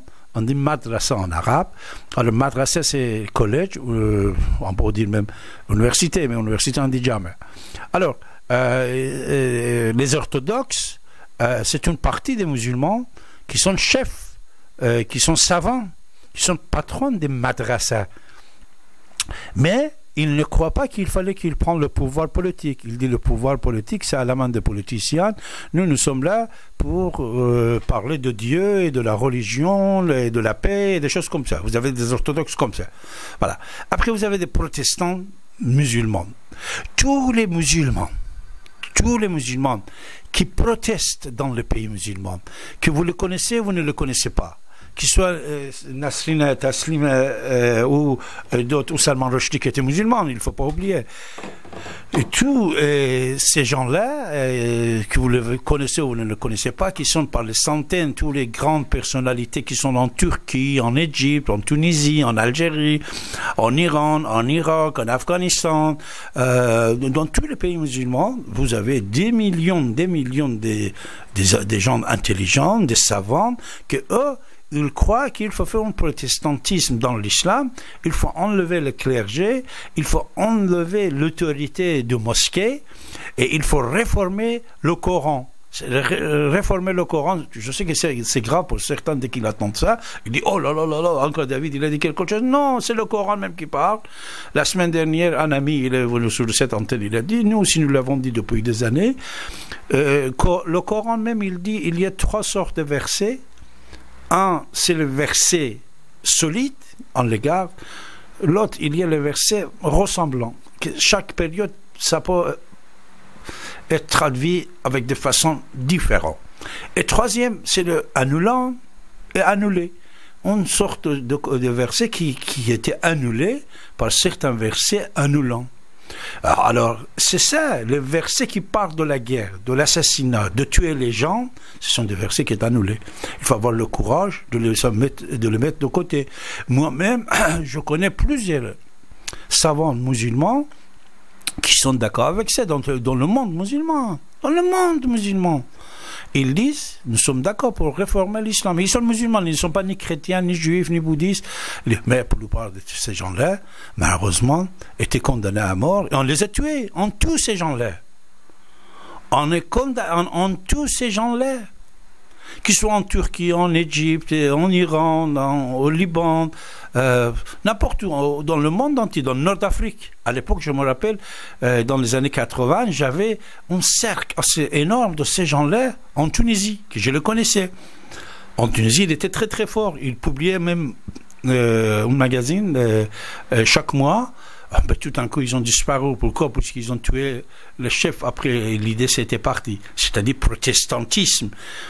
En Europe, qui a sauvé le christianisme. Et il a expulsé le catholicisme vers Vatican. Au lieu de donner le pouvoir partout dans l'Europe, il a dit, voilà, c'est ici que vous pouvez faire ce que vous voulez, à Vatican, c'est tout. Ça existe chez les musulmans, mais il n'y a pas de le courage.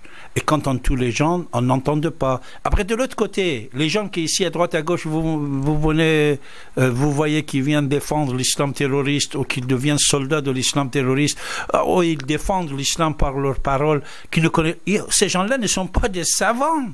Ni savants orthodoxes musulmans, ni savants catholiques musulmans, ni savants protestants musulmans. C'est nouveau ce que David il vient de vous dire. Je l'avais écrit dans les années 80. Mais de nouveau, je vous dis, sachez bien que, voilà, au départ j'avais dit 2 islams, mais maintenant 3. Voilà. Il y en a 3 islams. C'est 3 islams.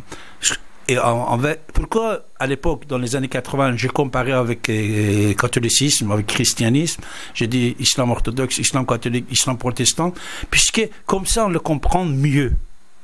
On le comprend mieux. Je vous avais un exemple chez les chrétiens, tout de suite, vous le comprenez mieux. Alors, à ce sujet-là, encore, vous avez du temps à parler, mes chers amis, puisque il n'y avait personne dans l'attente. Pour ça, j'ai parlé un peu. Mais vous avez la parole en composant le 08 92 23 95 20, mes chers amis. On va vous écouter. Voilà.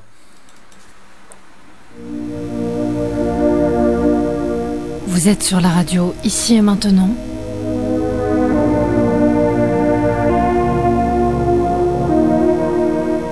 Retrouvez l'émission Soleil de Perse animée par David Abbassi en direct à partir de 23h. Sur Ici et Maintenant, 95.2. J'aimerais bien ne pas savoir trop tôt la fin, mais pour l'instant c'est ici et maintenant. Pour l'instant ça passe ici et maintenant. Ici et maintenant. Mais pour l'instant ça passe.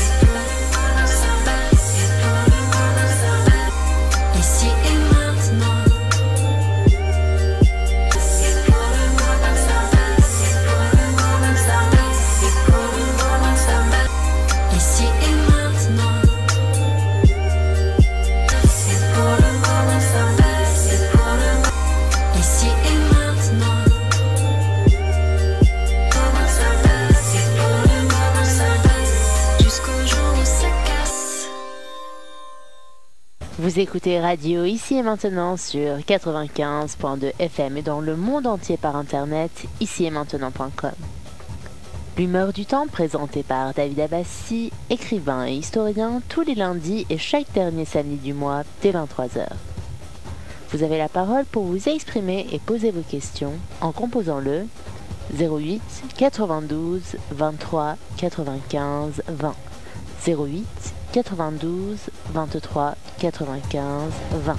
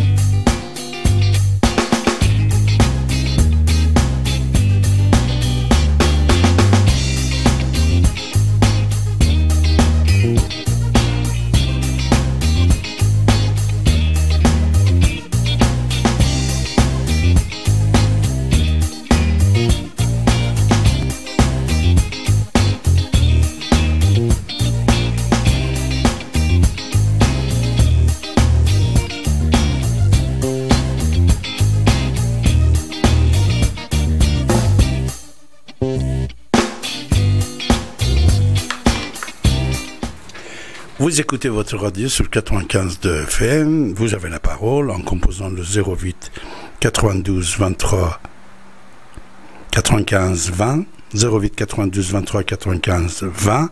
Et sur l'internet également, vous pouvez nous regarder en tapant ici maintenant.com sur l'FM 95.2. Nous avons Catherine et Mouloud avec nous. Catherine, bonjour. Mouloud, bonjour. Bonsoir. Bonsoir. Bonsoir Mouloud. Bonsoir, monsieur Abassi. Ça va? Je crois que Catherine elle est partie. Vous avez, voilà, le champ est libre pour monsieur Mouloud. Bonsoir, monsieur Mouloud. Oui, bonsoir, monsieur Abassi. Merci de me donner la parole. Alors moi, déjà, avant de commencer, je voulais juste dire une chose. Tout à l'heure, je vous ai entendu parler au début de l'appel. Et vous parlez d'intelligence. Vous êtes gentil de prendre le combiné de téléphone proche de votre bouche et vous parler un m'entendez peu là? plus fort. Un peu plus fort. Vous Merci, monsieur m'entendez Mouloud. Maintenant, ça va mieux. Oui, je fais ce que je peux. C'est bon là? Allez-y, Allô? si vous continuez, je peux vous dire oui ou non. Allez-y. Ok, oui. Alors, au début de l'appel, vous avez parlé d'intelligence.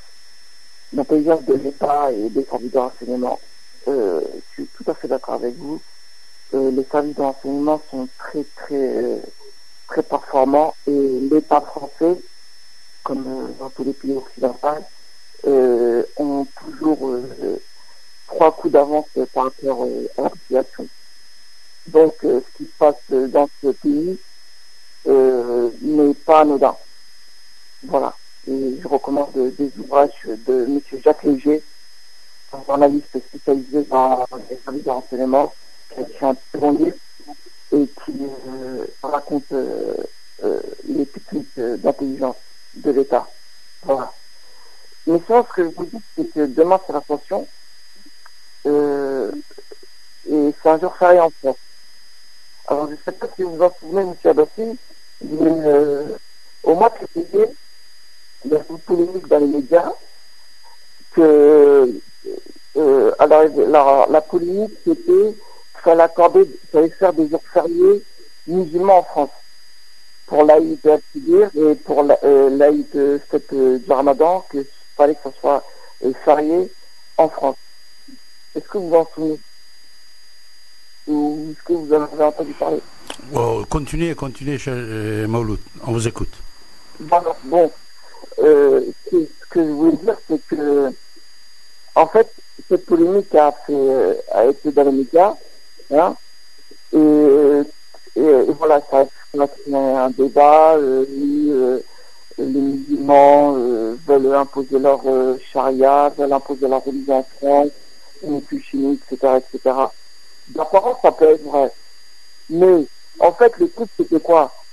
Si on cherchait ces études derrière, qui a initié ce débat et qui a demandé qu'il y ait des jours fériés musulmans en France, ce n'est pas des musulmans.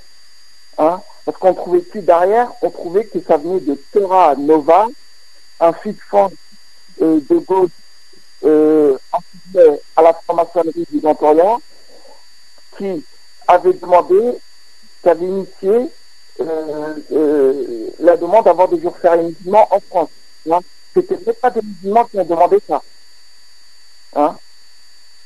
Et ça avait choqué beaucoup de personnes en France. Ça venait directement, on va dire, allez, de l'Est machine.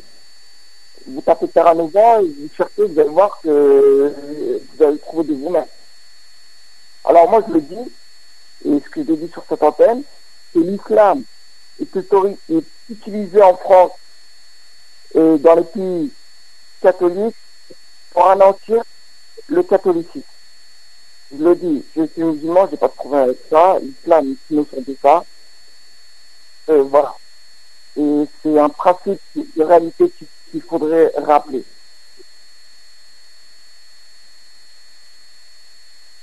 C'est tout, monsieur Mouloud? Oui, voilà. Et ça, c'est un point que je veux dire. D'accord. Mais est-ce que... Vous entendez, monsieur Abassi? Oui. Mais qu'en pensez-vous au sujet de l'islam protestant ou protestantisme islamiste? En islam, le problème de l'islam, c'est qu'il y a eu... c'est pas de l'islam, je dois arrêter les mots de connaissance. le trône de l'islam, pendant 14 siècles, l'islam a souffert d'une surinterprétation des textes et d'une explosion de hadiths. Il faut savoir que les hadiths sont apparus 2-3 siècles après la mort du prophète. Hein. Et dans tout ce flot de hadiths, on retrouve des livres et tout ce qu'on veut. Voilà. C'est-à-dire que l'islam a souffert d'une surinterprétation et d'une explosion des hadiths qui ne pas. C'est-à-dire que moi, demain, je peux inventer un hadith, je peux légitimiser dans ce hadith la violence, les attentats, le viol, le meurtre, etc. Et je sais que derrière moi, il y aura 20 personnes qui vont me suivre. Maintenant, une réforme de l'islam qui court, oui, tout le monde appelle ça. Il y a beaucoup de théologiens qui appellent et qui ont même fait des réformes. Hein? Parce qu'il faut dire la vérité, il y a une violence dans l'islam. Il y a une violence. Comme dans le catholicisme, comme dans l'Ancien Testament. Et on ne peut pas rester avec ça. Maintenant, est-ce que c'est une réforme perverse comme le Vatican II pour l'Église catholique? Là, c'est non. Ou bien une réforme, oui, parce que la réforme en islam est autorisée, n'est pas interdite. Oui, je le dis. On ne peut pas rester avec des fatwas du Moyen-Âge. En France, il y a des gens qui se prônent représentants de la communauté musulmane, qui ne connaissent rien, qui ont dans les micros et qui parlent au nom d'un islam de fatwa du Moyen-Âge. Ça, c'est impossible. Ça, c'est du délire. Et tout à l'heure, M. Abbassi, vous entendez parler de Khomeini. Je sais que vous connaissez très bien le dossier. Mais il y a une question, alors là, j'aimerais bien que vous me répondez. Il y a une question que je me suis toujours posée. Comment ça se fait que la France a gardé Khomeini en France? Parce que moi, je trouve que c'est pas la France, ces pays-là, la France, l'Angleterre, etc. Ça très mal ce qu'ils font. C'est pas pour rien. On ne donne pas les justes à une personne gratuitement. Je sais qu'il y a quelque chose derrière. Il y a toujours quelque chose en contrepartie.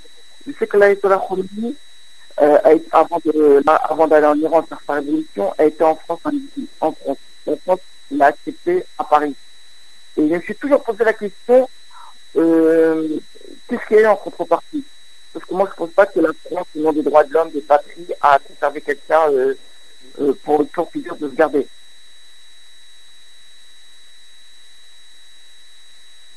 Oui, vous posez une question alors? Oui, c'est une question à vous. Ouais, écoutez, la révolution islamique d'Iran, j'ai fait beaucoup d'articles, beaucoup d'émissions de radio télévisées. On ne peut pas le parler dans 5 minutes, même dans 50 minutes, 40 minutes, ou peut-être 20 minutes qui restent pour notre émission de ce soir, mon cher Mouloud. Mais je suis tout à fait d'accord avec vous. La révolution islamique d'Iran, le chute de Shah d'Iran, c'était un business plan. C'était programmé, même sur cette antenne, j'ai parlé plusieurs fois, j'ai parlé de Paul Erdman, banquier américain, qui était en faillite, après on l'a mis en prison en Suisse, et il a fait un bouquin, il a écrit son livre, Chute 79, Crash 79.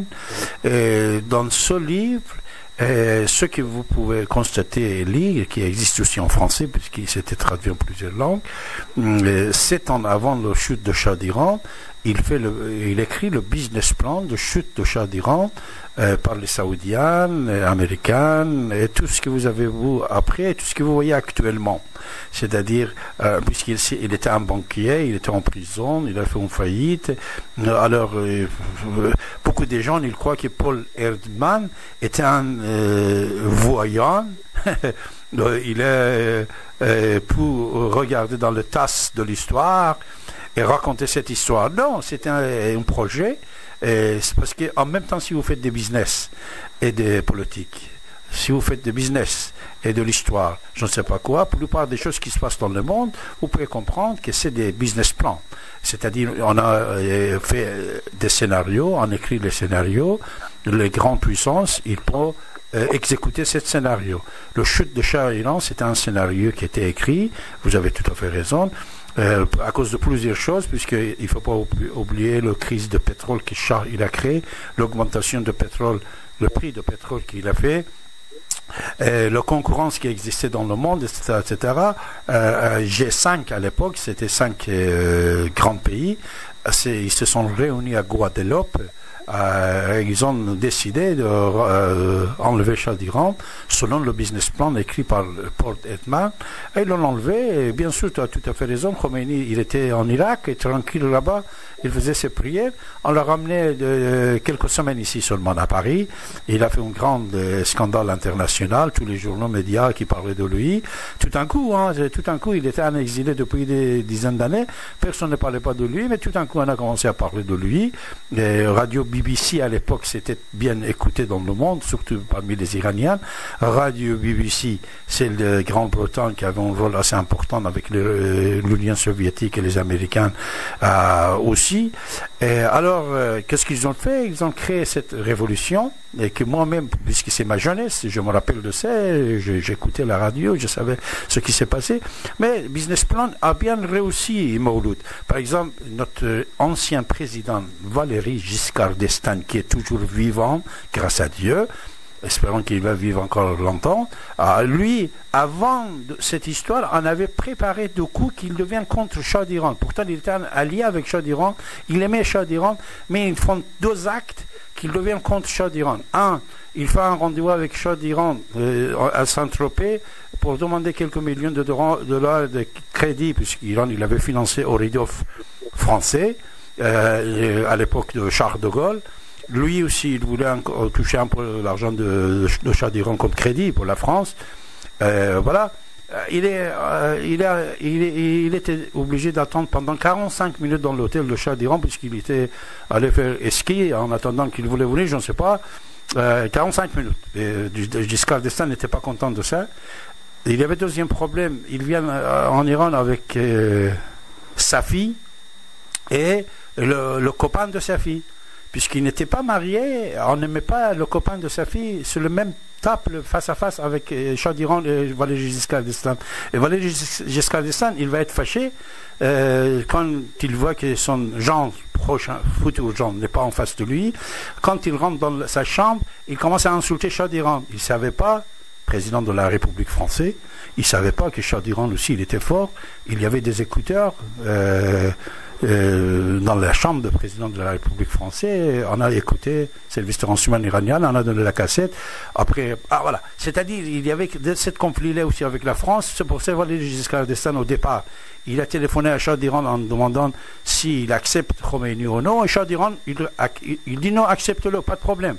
Mais il vient d'ici, mais Valéry Giscard d'Estaing, il est parmi les 5 grandes puissances mondiales, avec les 4 qui sont britanniques, etc., pour chuter Shah d'Iran et remplacer par Khomeini. C'était une décision internationale des grandes forces mondiales de l'époque qu'on a décidé. Ça qu'est-ce qu'on dit dans l'histoire? C'est marqué conférence de Guadeloupe.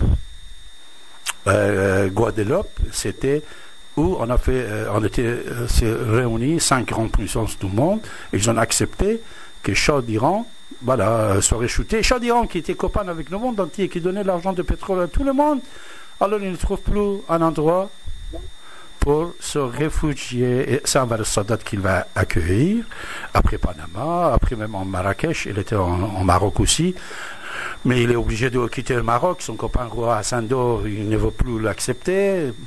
Les grandes puissances du monde qui venaient chez lui à l'époque prendre l'argent, personne ne va pas le recevoir, ni les Britanniques, ni la France, ni... Alors, il est obligé de retourner en Égypte et il va mourir là-bas. Et j'ai interviewé Daniel Gélan, Mouloud. Daniel Gélan, grand acteur français qui a joué le rôle de Shah d'Iran sur cette antenne. Je l'avais interviewé dans les années 90.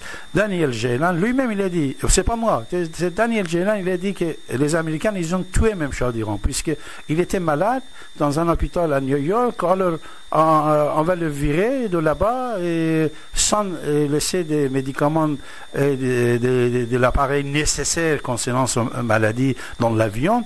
Et dès qu'il arrive là-bas, il va mourir, voilà, c'est tout, cette histoire. C'est-à-dire, je suis désolé, c'était un peu rapide et court, mais puisque tu m'as posé la question, j'espère que... Oui, non, mais ça me fait penser, excuse-moi, ça me fait penser à une dame, une Iranienne, au début des années 2000. Elle fait partie d'un groupe qui s'appelait les Moudjahidines du peuple, qui s'est immolé. Ça avait heurté l'opinion publique. C'était en 2005-2004. Il s'est immolé parce que la France voulait donner ce groupe d'opposants iraniens à l'Iran. Sachant que c'était une mort assurée en Iran. Et du jour au lendemain, ils devaient être partis. Il n'y plus de nouvelles d'eux. Je ne sais pas ce qu'ils deviennent. Je sais que la dame a s'est immolée. Je ne sais pas si elle s'en est sortie ou pas. Mais j'aimerais bien avoir des nouvelles de ce groupe d'opposants. Allô? Ce groupe d'opposition iranienne, il existe toujours, c'est Moudjahidine du peuple. Tu peux taper sur l'internet, prendre des renseignements de Mouloud à ce sujet. Ok, bon c'est pas grave. Donc sur ce, ce que je voulais dire, c'est que voilà, demain aujourd'hui c'est un jour férié. Et voilà, et c'était indigne le débat qu'il y a eu il y a quelques mois, d'avoir voulu imposer sur le dos des musulmans des jours fériés musulmans en France. C'est que personne, aucun musulman ne le demande. Voilà. Et c'est là qu'on tient derrière Hitler et ficelle, et qui veut la destruction du catholicisme maintenant. Et je le dis bien, je le dis, et je le redis, l'islam est innocent de ça. L'islam, malheureusement, est utilisé pour à des fins diaboliques. Voilà. Et tout à l'heure tu parlais de protestantisme islamique, oui, il faut une réforme. Je vais terminer avec ça. Je vois il y a des musulmans qui ne peuvent plus vivre avec ces fatwas qui datent du Moyen-Âge. C'est impossible. Le monde a évolué, les mentalités ont changé, et voilà, bien sûr, faut qu'il y ait une réforme, mais aller jusqu'à une réforme pervers à la Vatican II qui a tué l'Église, non merci. Voilà. Et aussi, il faudra arrêter aussi le soutien vicieux des puissances occidentales à l'islamisme le plus hard en islam. Hein, je tiens à dire une chose, que dans les années 90, Londres était dominé par un service secret français le long de l'ONU. Ça manque une concentration d'islamistes exilés à Londres. Et comme je dis tout à l'heure, on vous donne pas, on vous paye pas gratuitement. Il y a toujours quelque chose en contrepartie. Hein. Les plus gros théoriciens de l'islam, les plus hard, étaient tous réfugiés à Londres. Et au début des révoltes arabes, il y avait, chacun a retrouvé sa place dans ce pays respectif. Et là, je pense à Enadan, le chef Enadan de Tunisie, qui a passé une grande partie de sa vie exilé en Angleterre. Et c'est pas pour rien. Il est revenu en Tunisie, et voilà, avec tout ce qu'a fait ce parti après la cité de Ben Ali. Il faut savoir que la Syrie, le plus grand contingent de Daesh vient de Tunisie. C'est pas pour rien. Voilà. Et j'aimerais bien qu'on rappelle aussi ça. Merci Mouloud. Merci. Merci Mouloud, bonsoir. Au revoir. Voilà, ça c'était Mouloud sur 95.2 FM. Mes chers amis, vous écoutez votre radio, ici et maintenant.com. Vous avez la parole, comme vous savez, toujours sur cette antenne, cette université, c'est madrasa, voilà, comme notre ami James, il a dit, école, collège de la radio, ici et maintenant. Voilà, sur 95.2 FM. N'oubliez pas, vous êtes dans votre voiture, vous n'avez plus le FM. C'est très simple, vous avez votre portable, vous tapez ici et maintenant.com et vous pouvez nous regarder. N'oubliez pas, quand vous nous regardez sur l'internet, de temps en temps, peut-être quand vous avez l'image, il y aura de temps en temps de publicité qui va couper avec un son un peu fort, mais vous avez le choix vous pouvez choisir seulement le son comme la radio. Vous écoutez que la radio, vous fermez l'image, vous écoutez seulement le son, et comme ça vous êtes tranquille. Vous êtes comme à la radio, vous n'entendez plus de publicité, même par votre smartphone, vous pouvez écouter votre radio. Radio, ici et maintenant, sur 95 de FM.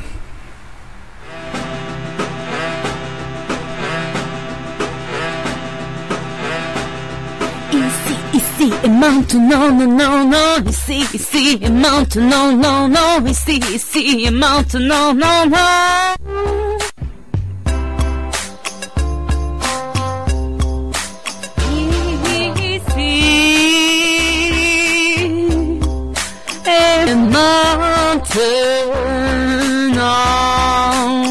Ici et maintenant, non, non, non, non, non, non, non, non, non, non, non.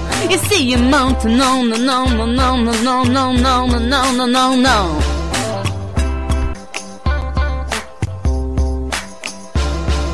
J'arrête quand je veux, 95.2 ici et maintenant. Vous écoutez radio ici et maintenant. Maintenant. Ici et maintenant. 95.2 FM.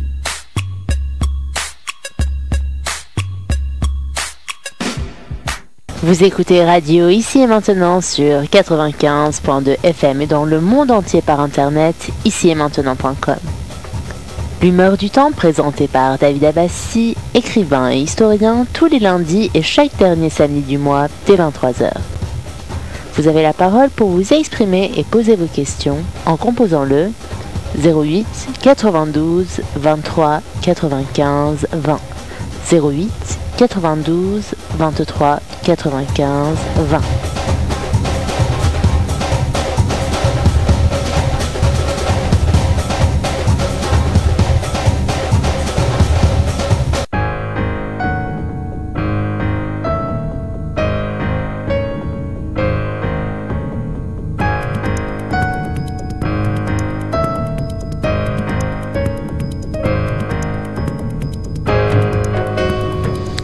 Avant de partir, j'ai quelque chose à vous dire, un petit cadeau, n'est-ce pas, puisqu'il y en a pensé et parlé ensemble, comme quoi on m'a donné un autre conseil.